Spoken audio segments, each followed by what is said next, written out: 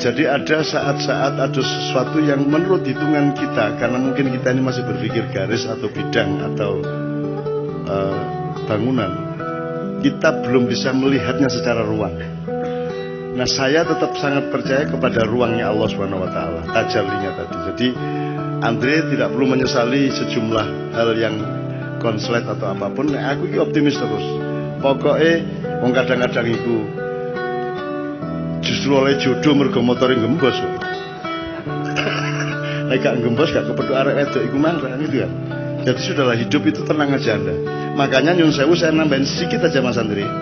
Saya ngurusin yang Kanjeng Lokojoyo tadi, Raden Syahid Sunan Kalijogo tadi. Jadi kita harus mengepung sejarah dan masa depan ini dengan semua faktor. Kesadaran mengenai perubahan-perubahan nilainya, termasuk konstitusi. Bahkan kesadaran terhadap sebenarnya yang penjajahan itu yang kapan? Penjajahan yang sekarang itu jenis keberapa?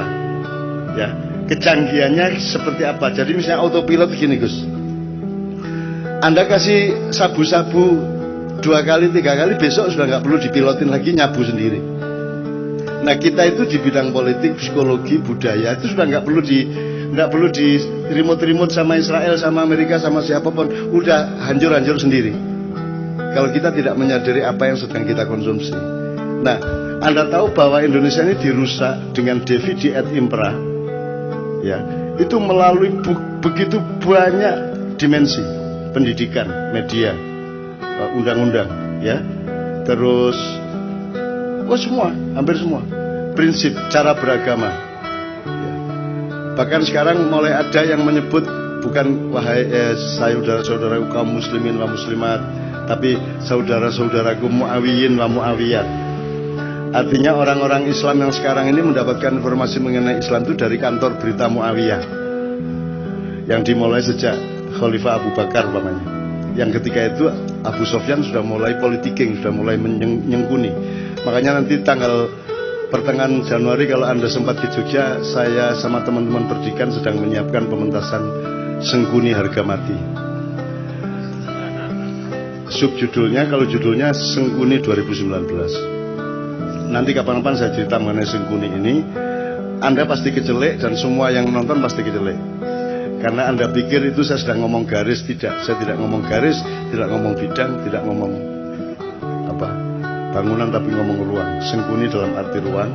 Dan Sengkuni itu tidak usah nyari kemana-mana. Anda berkaca sebenarnya ada unsur Sengkuni di wajah yang Anda temukan di balik kaca itu. Dan hampir tidak ada yang tidak Sengkuni di Indonesia sekarang ini. Tapi Sengkuni Indonesia ini sangat rendah derajatnya sebagai manusia, sebagai, kan penjahat aja ada yang derajatnya tinggi, ada yang rendah Mas. Ini sebagai penjahat Indonesia ini rendah sekali derajatnya. Sudah jahat rendah. Kalau Sengkuni ini nyun sewu nih Pak Muzamil, tidak tahu ya.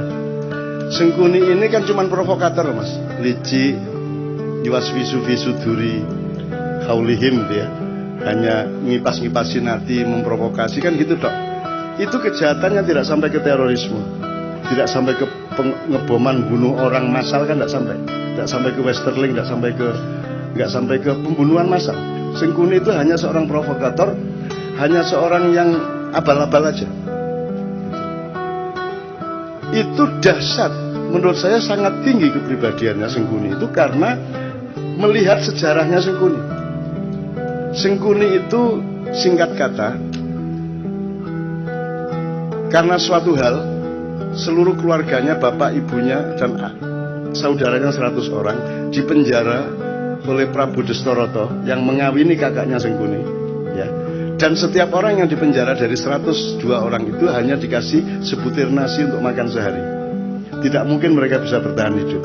Sebutir nasi, meskipun 100 butir nasi kan cuma segini Mas. Untuk makan satu orang juga tidak kenyang, tidak akan bisa bertahan hidup. Maka singkat kata mereka berdiskusi, bapaknya ambil keputusan dan disetujui bahwa di antara 101 orang ini, 102 seharusnya, tapi yang satu kan jadi permaisurinya raja yang menghukum itu, yang wajahnya ditutup sepanjang hidupnya untuk protes kepada nasibnya dan seterusnya. Diambil keputusan bahwa harus ada yang hidup di antara 101 orang ini. Maka yang 100 orang merelakan untuk dimakan oleh yang satu. Jadi Sengkuni itu bertahun-tahun kerjanya adalah makan saudaranya. Mutilasi, digoreng kikile sik, digoreng sikile sik, dirijine dikletusi, terus mari ngono motone di oseng-oseng, terus mari ngono jantungnya dirogoh, dicucup kayak jamu. Pokoknya sekian tahun dia di penjara, dia makan adik-adiknya sebanyak 98 orang dan bapak ibunya sebanyak 2 orang. Jadi dia menjadi jahat karena dia pernah dipaksa makan untuk regenerasi ini. Ya, untuk regenerasi, untuk kehormatan keluarga, harus hidup. Maka cara satu-satunya untuk hidup adalah makan 98 adiknya, seperti Sumanto itu. Tapi satu persatu. Mas, Anda pernah membentak ibu Anda? Pernah membentak ayah saya? Pernah membentak ibu? Kalau sampean sekali membentak ibu sampean stres nggak? Bisa nggak tidur tenang? Merasa bersahnya luar biasa. Baru membentak ibu. Ini makan ibunya, bapaknya dan adiknya 98 orang. Terpaksa dia makan. Menurut Anda itu kejahatan apa penderitaan? Penderitaan. Dan orang yang menderita harus makan saudaranya sendiri segitu banyak dan bapak ibunya. Kemudian hanya menjadi seorang provokator, hanya menjadi seorang yang licik. Itu hebat enggak dia? Seharusnya Sengkuni menjadi teroris besar. Dia bunuh semua orang. Betul enggak? Harusnya dia obrak-abrik itu Hastinapura, Indraprasta dan semuanya. Karena dia bermaksud baik, maunya Mbak Yunya itu kawin sama Pandu. Jadi, karena dia mempertimbangkan bibit, bebet, bobot. Perhitungannya sangat baik untuk berkeluarga. Tapi ternyata dia dikawini oleh kakaknya yang buta itu. Dan Sengkuni tidak setuju. Kemudian, tapi karena sudah keputusan bapaknya dan keluarga, akhirnya dia tetap setia mengawal Mbak Yunya menjadi permaisuri kerajaan Hastinapura. Kerajaan Hastinapura ini rajanya akhirnya tahu bahwa sebelum kawin sama dia, dulu Mbak Yunya ini dikawinin sama kambing. Kemudian begitu kawin, kambingnya dibunuh, disembelih. Kenapa dikawinkan sama kambing? Karena menurut perhitungan primbon, neptunya tidak cocok antara Mbak Yunya dengan suaminya.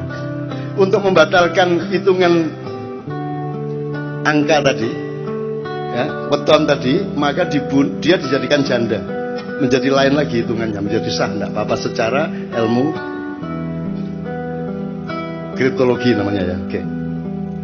Nah, marahlah suaminya, loh ternyata saya ini kawin sama janda kambing. Marah dia, ditangkap semua, bapaknya Sengkuni, ibunya Sengkuni, adik-adiknya Sengkuni, 101 orang, dikasih makan cuma sebutir beras 1 orang. Akhirnya singkat kata Sengkuni makan itu. Dan kemudian dia menjadi seorang provokator, seorang yang licik, yang culas.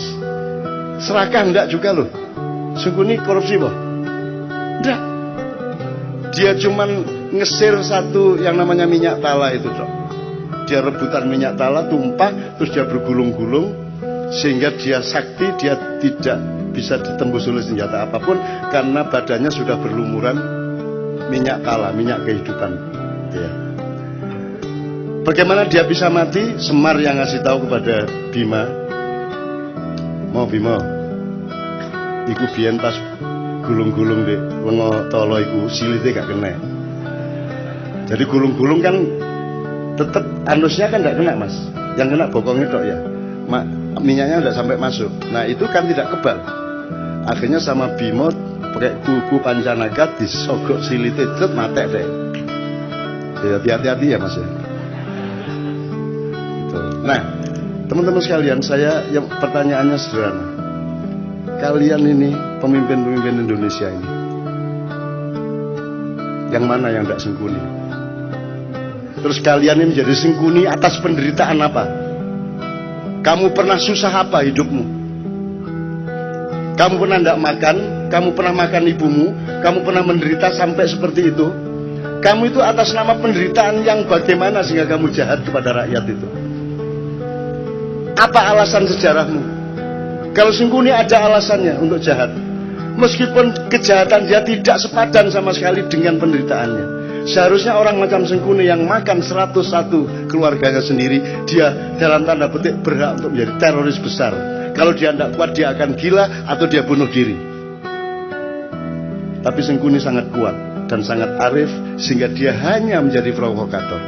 Sementara kita dipimpin oleh Sengkuni-Sengkuni yang tidak punya alasan sejarah untuk jahat kepada rakyatnya. Kamu pernah jahat apa? Kamu pernah menderita apa? Wong kami yang tidak pernah utang seperti anak-anak utang. Kamu tidak pernah kredit seperti mereka. Kamu lancar-lancar saja kok. Ya toh? Kamu juga anak orang yang tidak miskin, cukup kaya sehingga kamu bisa nyalon kok. Urusanmu sama uang-uang besar. Atas nama apa kamu jahat kepada rakyatmu? Apa alasan sejarahmu? Dijawab ya bro.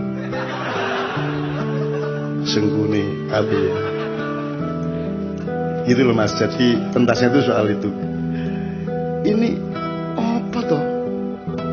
Allah mengatakan Allah tidak menyukai kata-kata yang diperjelas kejelekannya.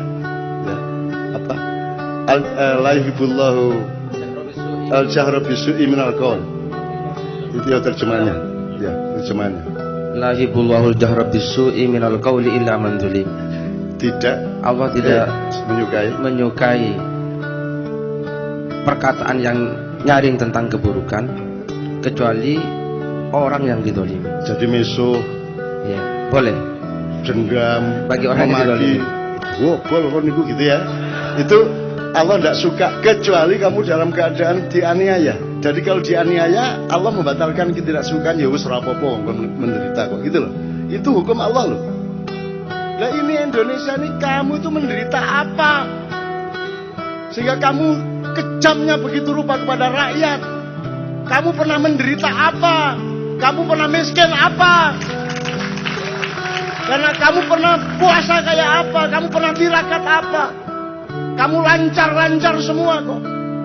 Kamu bisa membayar miliaran kok jadi pejabat. Apa alasanmu untuk jahat kepada rakyat? Sengkuni saja tidak sejahat kamu, padahal dia penderitaannya ribuan kali lipat dibanding penderitaan hidup. Wahai seluruh rakyat Indonesia, aku nyatakan hari ini